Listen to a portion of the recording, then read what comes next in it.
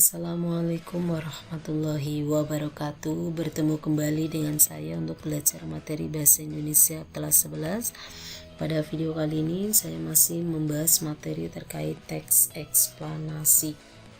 Namun yang akan dibahas berkaitan tentang gagasan umum dan fakta penting dalam teks eksplanasi.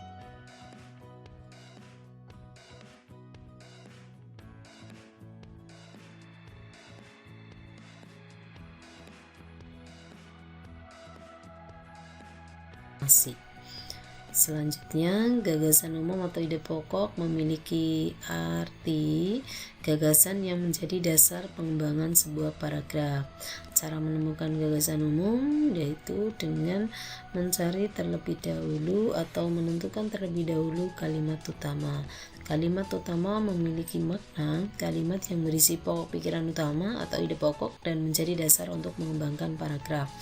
Dengan kata lain dapat disimpulkan bahwa gagasan umum terletak dalam kalimat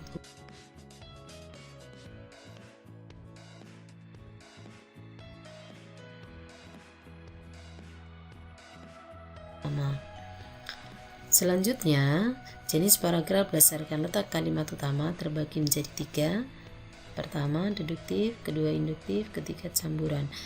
Untuk jenis paragraf deduktif dimulai dari pola pengembangan paragrafnya adalah kalimat utama, kalimat penjelas, kemudian diikuti dengan kalimat penjelas lagi. Lalu untuk jenis paragraf induktif, pola pengembangan paragrafnya dimulai dari kalimat penjelas, diikuti kalimat penjelas lagi, dan diakhiri dengan kalimat utama.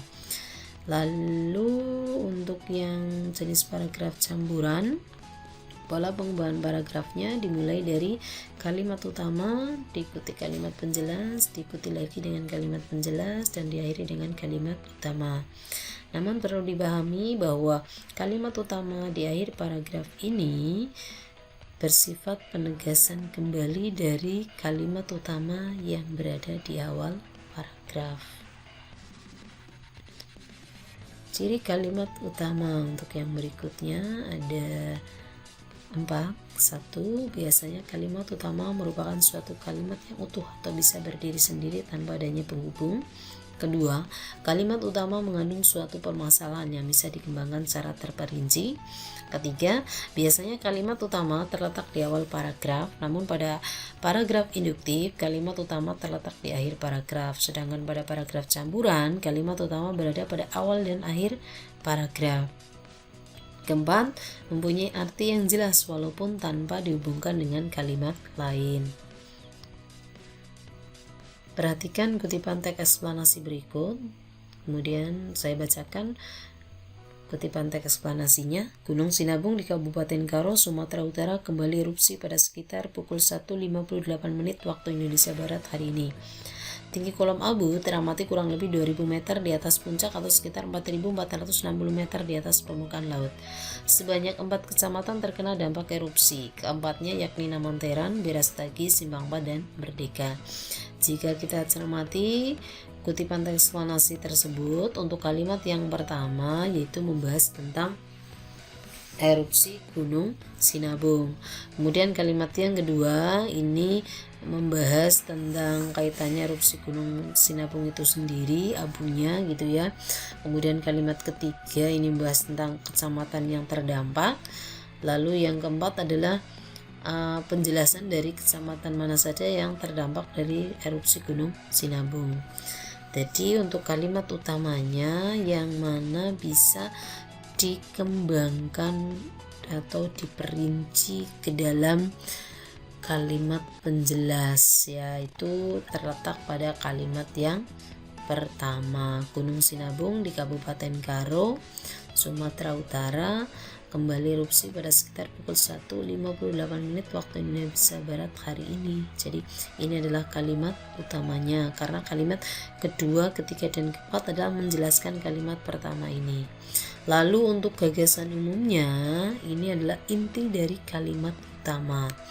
Intinya untuk kalimat ini adalah erupsi Gunung Sinabung.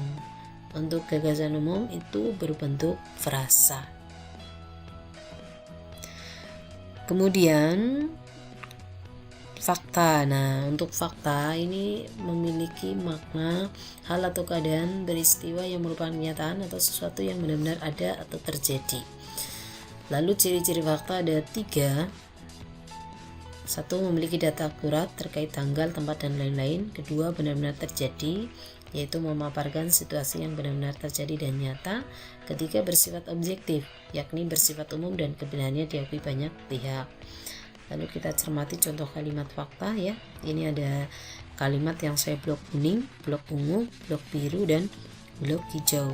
Dari masing-masing kalimat ini, kalimat yang pertama ini erupsi Gunung Sinabung, ini jelas berkaitan tentang ini ya, ada datanya, benar-benar terjadi dan bersifat objektif. Ini berarti fakta. Gunung Sinabung terakhir kali erupsi. Nah, ini juga berkaitan tentang waktu, maka dapat dibuktikan. Kolom abu teramat kelabu hingga coklat, ini juga bisa dibuktikan bersifat objektif ya, diakui oleh banyak pihak. Lalu yang berikutnya, erupsi ini terekam di seismograf, ini jelas berkaitan data, maka itu adalah fakta. Nah, bagaimana? Apakah penjelasan yang saya sampaikan dapat dipahami? Jika ada yang belum dipahami, silahkan kalian tanyakan di kolom komentar YouTube atau di kolom komentar Google Classroom.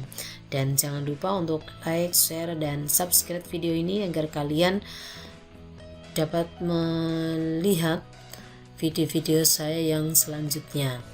Demikian yang dapat saya sampaikan. Saya akhiri. Wassalamualaikum warahmatullahi wabarakatuh.